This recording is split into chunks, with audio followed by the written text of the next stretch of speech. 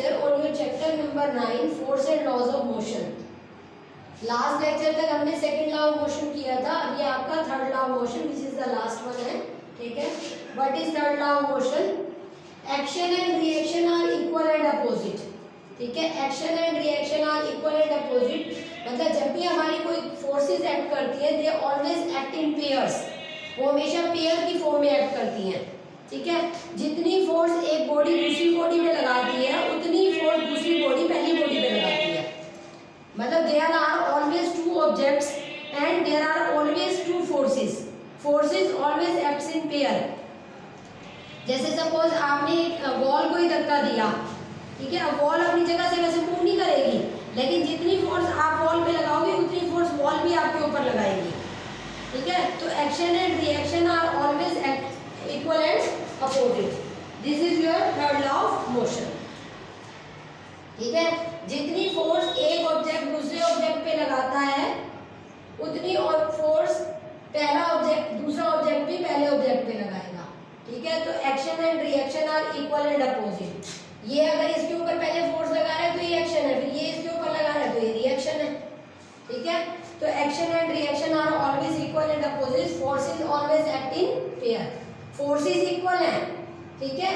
जितना एक्शन होगा उतना ही रिएक्शन होगा, इक्वल एंड अपोजिट, ओके। अब इसकी रीजनिंग स्टार्ट कर रहे हैं। पहली रीजनिंग है हाउ डू वी वॉक, हम चलते कैसे हैं। When our feet pushes the road backward, जब हमारे फीट जो है वो चलने के लिए क्या करते हैं, फीट जो है वो रोड को बैकवर्ड डायरेक्शन में पुश करते हैं, तो उतनी फोर्स रोड हमारे फीट के ऊपर लगाती है टू गो फॉरवर्ड, जिसकी वजह से हमारे फीट आगे जाती है। The equal and opposite force is applied by the road on our feet to go forward, ठीक है। तो इस तरह से action and reaction are equal and opposite. अब सेकंड रीजनिंग है how does a gun recoil, gun कैसे recoil करती है। देखो आप गन को रखते हो यहाँ पर, शोल्डर पे गन को रख के चलाते हैं। आप एक डायग्राम देखो, बुक में बना हुआ है, पहले उसके थ्रू बताती हूँ कि कैसे action and reaction are equal and opposite. आप निकालो पेज नंबर 122। 122 पेज के ऊपर आपको दो स्प्रिंग्स दिखाए हुए हैं, ठीक है। Spring A and spring B. जो स्प्रिंग बी है आपका वो दीवार से अटैच है रिजिड स्ट्रक्चर के थ्रू, मतलब एक चीज से फिक्स किया हुआ है बी, और एक है आपका ए, ठीक है। बी एंड ए वो springs are connected by a hook. अब तुमने क्या करना है, जब तुम खींचोगे तो तुम्हारी साइड, तुम्हारे हाथ वाली साइड क्या है, ए है, ठीक है। जब तुम खींचोगे तो जो ए के स्प्रिंग बैलेंस पे रीडिंग आएगी वही बी के स्प्रिंग बैलेंस पे रीडिंग आएगी, ठीक है। मतलब जितनी फोर्स ए बी के ऊपर लगाएगा उतनी फोर्स बी भी ए पे लगाएगा। तो जो फोर्स ए बी पे लगा रहा है वो आपका एक्शन है, और जो फोर्स बी ए पे लगा रहा है वो आपका रिएक्शन है। तो action and reaction are equal and opposite, that is shown by their reading.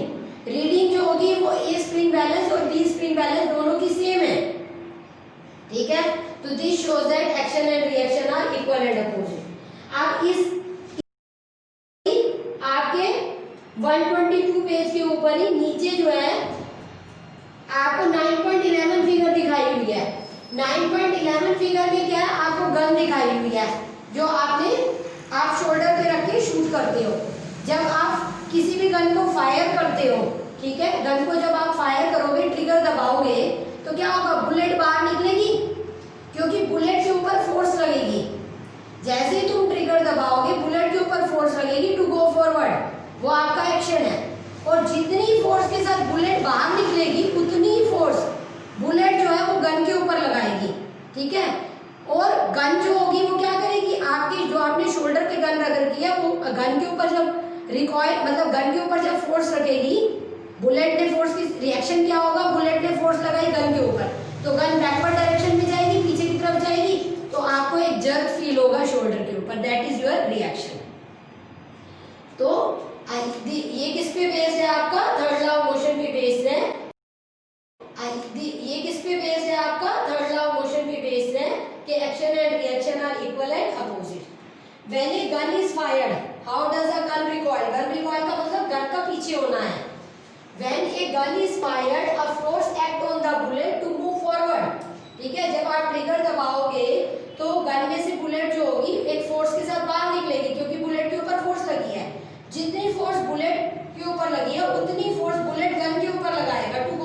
Forward and equal and opposite force is applied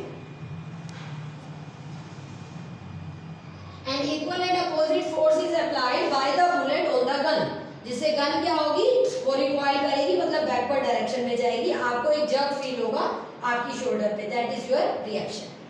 ठीक है, तो ये आपकी रीजनिंग है। एक रीजनिंग और सिंपल सी बता देती हूँ। फिगर नंबर 9.12 पे देखो, आपको एक डायग्राम दिखाया है, एक फोटो दिखाई हुई है, जिसमें एक सेलर जो है वो जंप कर रहा है, बोट के अंदर से बैंक पे उतर रहा है, किनारे पे उतर रहा है। ठीक है, तो जब वो जंप करेगा आउट ऑफ द बोट, तो उसका जो पाँव होगा वो फॉरवर्ड डायरेक्शन में जाएगा जंप करते वक्त। ठीक है, तो वो जब जंप करेगा तो जितनी फोर्स के साथ वो जंप करेगा, जितनी फोर्स के साथ वो आगे जाएगा, उतनी फोर्स उसके फीट लगाएंगे ऑन द बोट। ठीक है, उसका बैकवर्ड वाला फुट उतना ही फोर्स बैकवर्ड डायरेक्शन में लगाएगा ऑन द बोट, जिससे बोट कहाँ जाएगी, पीछे की तरफ जाएगी। Means action and reaction are equal and opposite. Sailor jump करते वक्त आगे जाएगा, मूव फॉरवर्ड। ठीक है, तो उतनी फोर्स वो किस पे लगाएगा, उसके फीट किस पे लगाएंगे, बोट पे लगाएंगे टू मूव बैकवर्ड। तो so action and reaction are equal and opposite. This is also an example of third law of motion. आपका लास्ट टॉपिक है ये कंजर्वेशन ऑफ मोमेंटम।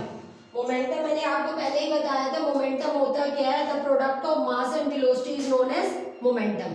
ठीक है, तो कंजर्वेशन ऑफ मोमेंटम क्या होता है, इसको हम कैसे डिराइव करेंगे, इसके फार्मूले को पहले फार्मूला डिराइव करूंगी और फिर उस लॉ को स्टेट करेंगे। ठीक है, देखो सबसे पहले क्या करना है, आपने दो बॉडीज लेनी है, बॉल्स भी ले सकते हो, कुछ भी कह सकते हो।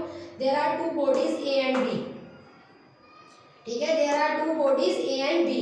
ये कोई व्हीकल्स भी हो सकते हैं, इवन जैसे ट्रक, कार, ऐसे कुछ भी हो सकता है। ठीक है, there are two objects, two bodies A and B.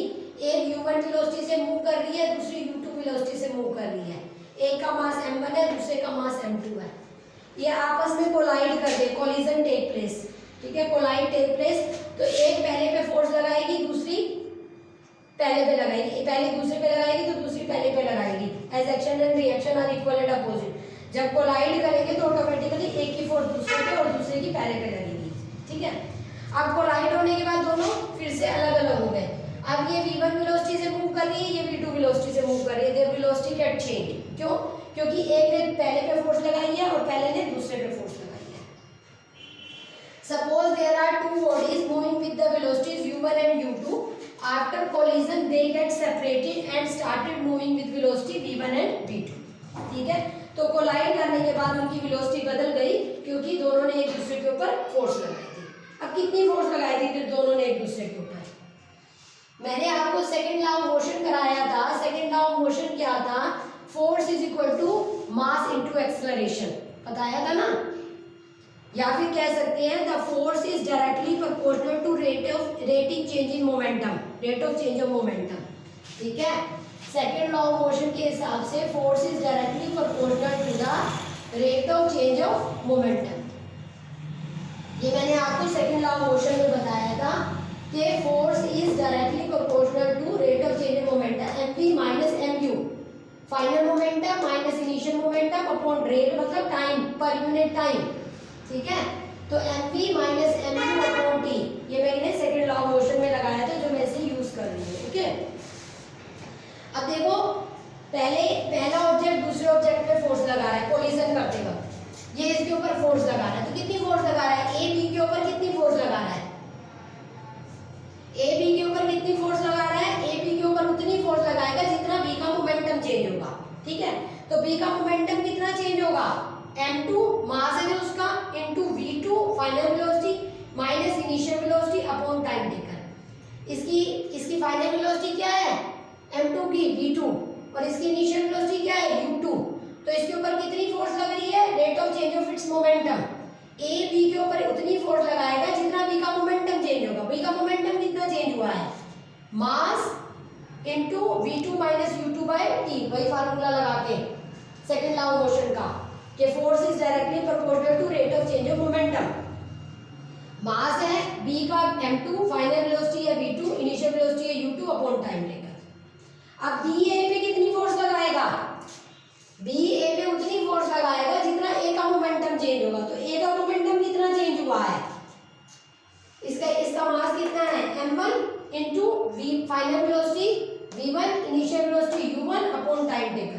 तो m1 into v1 minus u1 bye t। अब मैंने भी आपको बताया था according to third law of motion जितनी फोर्स ए बी पे लगाएगा उतनी बी पे ए पे लगाएगा, मतलब forces are equal but in opposite direction. It means जितनी फोर्स ए बी पे लगा रहा है जिसका मैंने नाम एफ ए बी दिया है, और जितनी फोर्स बी ए पे लगाया है जिसका नाम मैंने एफ बी ए दिया है, both are equal but opposite. Opposite होने की वजह से मैंने नेगेटिव साइन शो कर दिया, इक्वल इक्वल पुट कर दिया, तो दोनों की वैल्यू को इक्वेट कर दिया और साइन भी आगे नेगेटिव का लगा दिया, because they are in opposite direction. एक दूसरे के ऊपर लगाते हैं ना, जितनी फोर्स ये इसके ऊपर लगाएगा उतनी फोर्स ये भी इसके ऊपर लगाएगा, तो they are equal but in opposite. ठीक है, तो ब्रैकेट ओपन अप करनी है m1 m2 v2 minus m2 u2 is equal to, अब ये माइनस साइन भी मल्टीप्लाई होगा, minus m1 v1 minus minus plus m1 u1। ठीक है, उसके बाद m2 v2 और ये m1 v1 नेगेटिव का इक्वल टू की साइड लाऊंगी पॉजिटिव का, ये m2 u2 नेगेटिव का, इसको दूसरी साइड लेके जाऊंगी पॉजिटिव का, तो ये आपका क्या है m2 v2 plus m1 v1 equal to m1 u1 plus m2 u2। अब देखो इसके बाद सिर्फ आपको ज्यादा कुछ नहीं लिखना, उसके बाद क्या आएगा आपका लास्ट स्टेप है ये आपका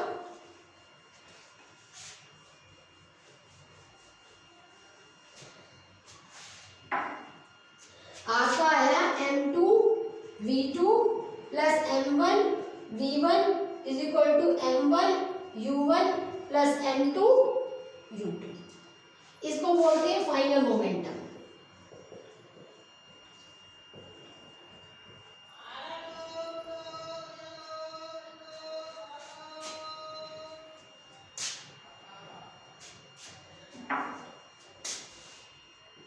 इसको बोलते हैं फाइनल मोमेंटम और इसको बोलते हैं initial momentum.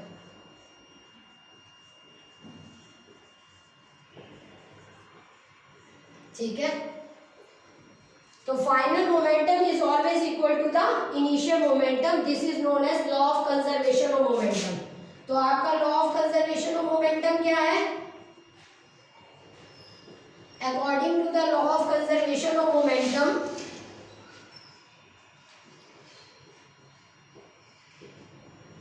Momentum can neither be created nor be destroyed. Momentum को ना आप क्रिएट कर सकते हो ना डिस्ट्रॉय कर सकते हो, it is always conserved. This is known as law of conservation of momentum. According to this law, the momentum can neither be created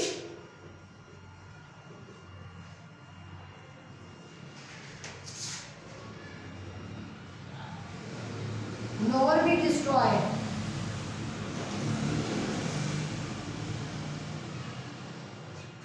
It can be